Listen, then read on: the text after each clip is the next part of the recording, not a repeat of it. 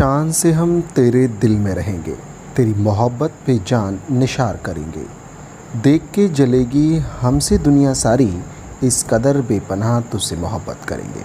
जब से देखा है तेरी आँखों में झांक कर, कोई भी आईना अच्छा नहीं लगता। तेरी मोहब्बत में ऐसे हुए हैं दीवाने, तुम्हें कोई और देखे तो अच्छा नहीं लगता। साथियों नमस्कार, मैं दिवाकर चौधरी आपका स्वागत करता हूं इस खूबसूरत सी शायरी के साथ में आपके अपने पसंदीदा यूट्यूब चैनल परीक्षागढ़ पर।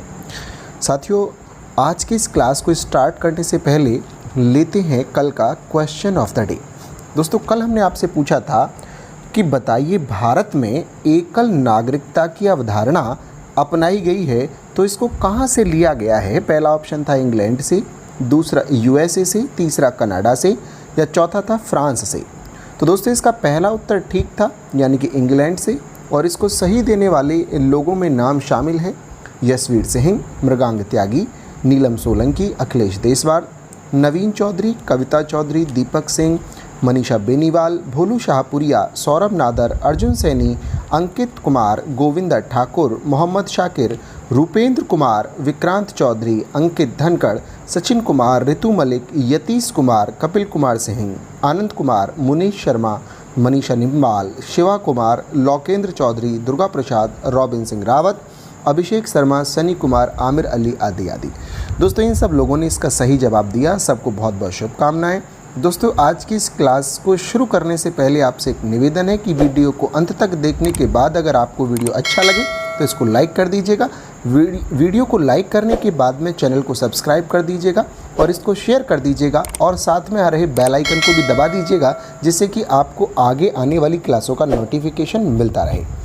आइए दोस्तों चलते हैं क्वेश्चन की ओर। ये रहा पहला सवाल आपके सामने। सवाल में कह रहा है कि 22 जुलाई को पूरे भारत में कौन सा दिवस मनाया जाता है। इसके आपको सारे ऑप्शंस दिखाई दे रहे हैं। तो साथ ही मैं आपको बताना चाहूँगा कि 22 जुलाई को पूरे भारत में राष्ट्रीय झंडा अंगीकरण दिवस मनाया जाता है, यानी कि पहला ऑप्शन इसका ठीक है, फर्स्ट ऑप्शन इसका करेक्ट है। तो आप समझ सकते हैं कि 22 जुलाई को, यानी कि जो बीता हुआ कल था, उस दिन राष्ट्रीय झंडा अंगीकरण दिवस मनाया जाता है। ऐसा इसलिए हुआ था क्योंकि 1947 में 22 जुलाई के दिन ही तिरंगे झंडे को भारत के संविधान द्वारा अपनाया गया था। तो ये किस लिए होता है ये आपको पता होना चाहिए, क्योंकि 22 जुलाई को जो कल बीत गया दिन है, उस दिन जो भारत का तिरंगा झंडा है उसको भारत के संविधान के द्वारा अपना लिया गया था। तो इसको आपको मालूम होना चाहिए कि कब अपनाया गया था। ऐसे भी पूछ सकता है, या अंगीकरण दिवस, राष्ट्रीय झंडा अंगीकरण दिवस कब मनाया जाता है। इस तरीके से भी इस सवाल का जवाब यही होगा। आइए चलते हैं अगले सवाल की ओर। ये रहा अगला सवाल। सवाल में आपसे कह रहा है कि यूरोपीय संघ ने कोरोना वायरस से निपटने के लिए कितने अरब यूरो का फंड बनाने की घोषणा की है।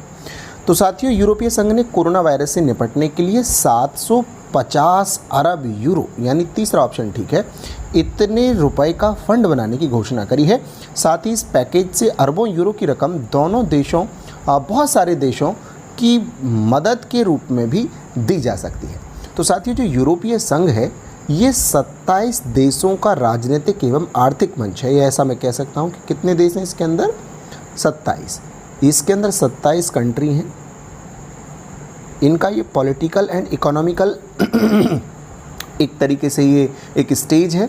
और इसका कब ये बना था, तो ये 1957 में बना था, 1957 में ये बना था। तो अभी तक इसमें 27 कंट्री जुड़ चुके हैं।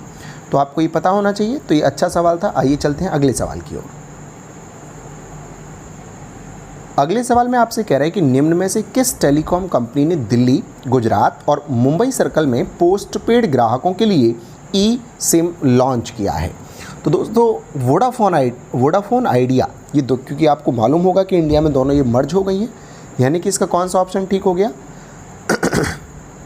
इसका जो है चौथा वाला ऑप्शन ठीक हो गया, यानी कि वोडाफोन आइडिया ने हाल ही में टेलीकॉम कंपनी जो है इसने दिल्ली, गुजरात, मुंबई सर्कल में पोस्टपेड ग्राहकों के लिए ई सिम लॉन्च किया है, जिसके तहत वोडाफोन और आइडिया के ग्राहक इंटीग्रेटेड सिम चिप के जरिए नेटवर्क को एक्सेस कर सकेंगे। तो ये आपको समझ में आया होगा। तो चलिए चलते हैं अगले क्वेश्चन की ओर।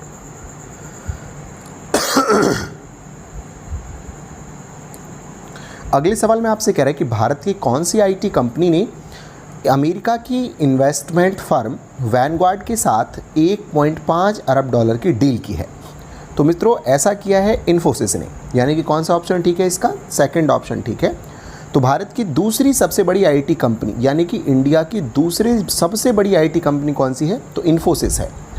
तो जो इन्फोसिस है उसने अमेरिका की जो इन्वेस्टमेंट फर्म है वैनगार्ड, इसके साथ में 1.5 अरब डॉलर की डील की है। एक रिपोर्ट के अनुसार यह डील 10 साल पहले की है और इस दौरान डील की राशि 2 अरब डॉलर के भी पार जा सकती है।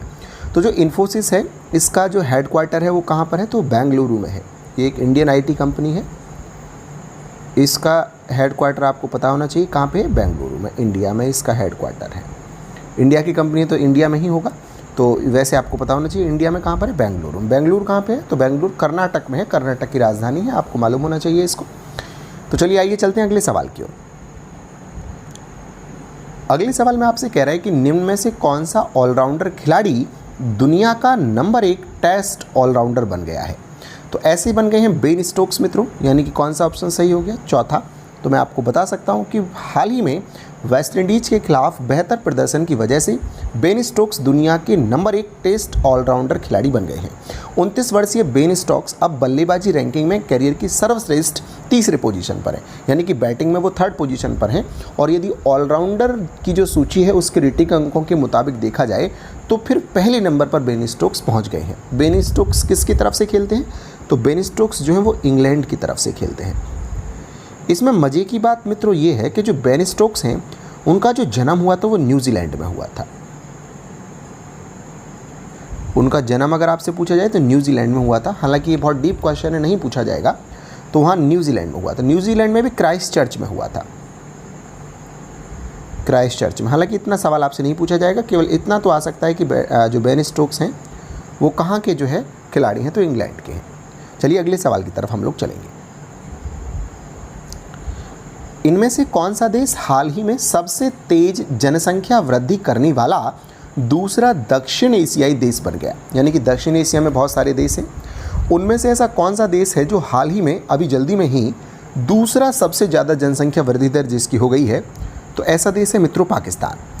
तो एक इस पॉपुलेशन को जारी करने वाली या फिर इस रेटिंग को बताने वाली एक रेफरेंस ब्यूरो के नाम से एक यूएस की एक पॉपुलेशन कंट्रोल एक रेफरेंस ब्यूरो है, उसके द्वारा एक रिपोर्ट को प्रकाशित किया गया है जिसके अनुसार पाकिस्तान हाल ही में सबसे तेज जनसंख्या वृद्धि करने वाला दूसरा दक्षिण एशियाई देश बन गया है। पाकिस्तान में प्रति युगल 3.6 बच्चों की वार्षिक प्रजनन दर है, यानी कि लगभग 3.6 बच्चे प्रति युगल की दर से वार्षिक रूप से वहाँ पे प्रजनन दर इतने बच्चे पैदा होते हैं। अभी पाकिस्तान की कुल जनसंख्या लगभग 22 करोड़ है, यानी पाकिस्तान की जनसंख्या आपको पता होना चाहिए कितना है? तो 22 करोड़ है। तो जो दक्षिण एशिया के जो देश हैं, अगर पूछा जाए सबसे फर्स्ट नंबर पर कौन है, तो फर्स्ट नंबर पर तो अफ़गानिस्तान है, सेकंड पर कौन है? तो पाकिस्तान है, जो मैं जैसा कि ये सवाल भी है। थर्ड पर बांग्लादेश है और उसके बाद फिर मालदीव है। ये मैं साउथ एशिया के देशों की बात कर रहा हूँ। और फिर 5वें नंबर पर आता है इंडिया, यानी कि इसमें पाकिस्तान दूसरे नंबर पर पहुंच गया है। इसके साथ ही दोस्तों इसके अलावा भी मैं आपको 1-2 चीज़ें पाकिस्तान के बारे में बताना चाहूँगा कि जो पाकिस्तान की जो जनसंख्या है वो 22 करोड़ है, जैसा कि मैंने अभी आपको बताया था। इसके अतिरिक्त जो पाकिस्तान की जनसंख्या है वो विश्व में 6ठे स्थान पर है, यानी सबसे ज़्यादा जनसंख्या के मामले में पाकिस्तान 6ठे स्थान पर है। पहले स्थान पर चाइना है, दूसरे पर इंडिया है। तो अगर पाकिस्तान की बात करें तो पाकिस्तान कौन से नंबर पर है? 6ठे नंबर पर है। इसके अतिरिक्त तो पाकिस्तान का जो क्षेत्रफल है वो 36वें नंबर पर है, यानी क्षेत्रफल की दृष्टि से पाकिस्तान जो है वो 36th पोजीशन पर आता है और जनसंख्या की दृष्टि, पॉपुलेशन की दृष्टि से वो 6ठे स्थान पर आता है। इसके अलावा यहाँ की कैपिटल क्या है पाकिस्तान की? तो इस्लामाबाद है, कैपिटल इस्लामाबाद है इसकी। जो पाकिस्तान है इसकी कैपिटल इस्लामाबाद है। और इसका सबसे बड़ा शहर कौन सा है? तो कराची है। कभी कभी देशों के सबसे बड़े शहर पूछ लेता है आपसे, तो पाकिस्तान का सबसे बड़ा शहर कौन सा है? कराची। यहाँ के राष्ट्रपति कौन हैं? तो यहाँ के जो राष्ट्रपति हैं वो आरिफ अलवी हैं। यहाँ के जो प्रेसिडेंट हैं पाकिस्तान के, जो प्रेसिडेंट हैं वो हैं आरिफ अलवी। अगर पूछा जाए कि यहाँ के प्राइम मिनिस्टर कौन है, पीएम, तो आपको पता होगा कि पाकिस्तान जो है इसके प्राइम मिनिस्टर हैं इमरान खान, और यहाँ की करेंसी क्या है तो रुपया है, पाकिस्तानी रुपी। यहाँ की जो करेंसी है वो पाकिस्तानी रुपया है। तो ये आपको सबको समझ आ गया होगा। चलिए चलते हैं अगले सवाल की तरफ। अगले सवाल में आपसे कह रहा है कि हाल ही में किस राज्य सरकार ने मुख्यमंत्री घर घर राशन योजना शुरू करने का निर्णय लिया है। तो ऐसा किया है दिल्ली सरकार ने। और दोस्तों जो दिल्ली की सरकार है उसने हाल ही में बड़ा फैसला लेते हुए घर घर राशन योजना को मंजूरी दे दी है। इस योजना की लागू हो जाने से अब लोगों को राशन की दुकान पर नहीं जाना होगा। होम डिलीवरी के तहत गेहूं की जगह आटा दिया जाएगा और इस योजना को 6-7 महीने में शुरू होने की उम्मीद है। तो चलिए अगले सवाल की तरफ चलेंगे। हाल ही में किस राज्य सरकार ने मधु बाबू पेंशन योजना के तहत ट्रांसजेंडर समुदाय को शामिल किया है। तो किस सरकार ने किया है तो उड़ीसा की सरकार ने इसको किया है। तो मैं कह सकता हूं कि उड़ीसा की सरकार ने ज़रूरतमंदों को मासिक पेंशन देने वाली समाज कल्याण योजना में ट्रांसजेंडर समुदाय के सदस्यों को भी शामिल करने का फैसला किया है। जो किन्नर समुदाय है उसको भी पेंशन मिले, ऐसा उड़ीसा की सरकार ने अभी किया है। उड़ीसा की कैपिटल क्या है तो भुवनेश्वर है।